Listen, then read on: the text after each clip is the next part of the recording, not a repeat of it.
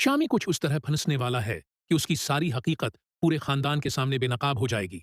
लेकिन ये सब होगा कैसे? आइए आपको बताते हैं। कहानी का रख उस वक्त बदल जाता है जब आयला शामी से अपने आंसुओं का हिसाब लेने के लिए आन को अपने साथ मिला लेती है। वो आन के सामने एक सख्त शर्त रखती है। मैं तुमसे शादी सिर्फ एक शर्त पर करूंगी, अगर तुम पूरे खानदान के सामने शामी का असल चेहरा बेनकाब करने में मेरा मेहरा बनो। आन, जो आयला का साथ देना चाहता है, इस खतरनाक खेल का हिस्सा बनने के लिए तैयार हो जाता है। अब शामी की बर्बादी की अल्टी गनती शुरू हो जाती है। आयला एक सोची समझी चाल के तहत हाल में शामी के सामने आकर जानबूझकर उससे टकरा जाती है और गरने का बहाना करती है। शामी बेअख्तियार उसे अपनी बाहों में थाम लेता है।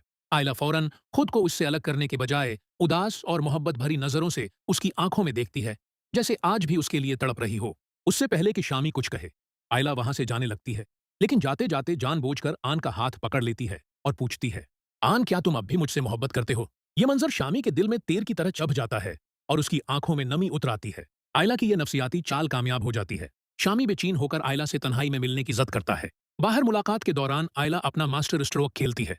वो अचानक शामी का हाथ पकड़कर रोते हुए कहती है, काश तुमने मुझे तलाक न दी होती।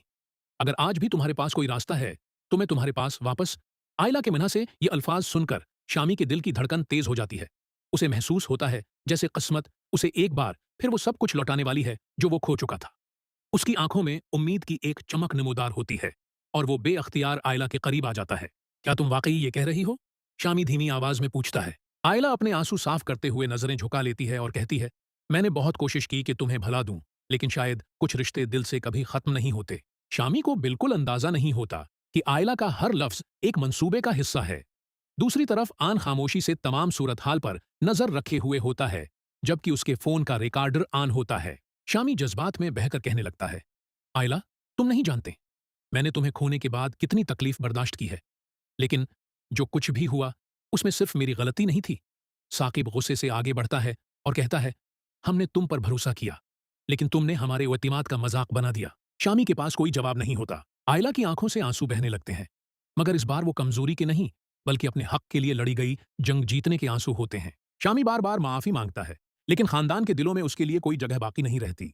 तभी बीजान एक ऐसा फैसला सुनाने के लिए आगे बढ़ती हैं जिसे सुनकर शामी के कदमों तले जमीन निकल जाने वाली होती है और पूरा खानदान दम साधे उनके अगले अल्फाज का इंतजार करने लगता है। बीजान आहिस्ता आहिस्ता आगे बढ़ती हैं। उनके चेहरे पर शदीद दुख और मायूसी के आसार नमायां होते हैं। पूरा खानदान खामोश खड़ा उनकी तरफ देख रहा होता है। शामी की सांसें तेज हो चुकी होती हैं और उसे महसूस हो रहा होता है कि अब उसके झूठ का महल मुकम्मल तौर पर गिरने वाला है।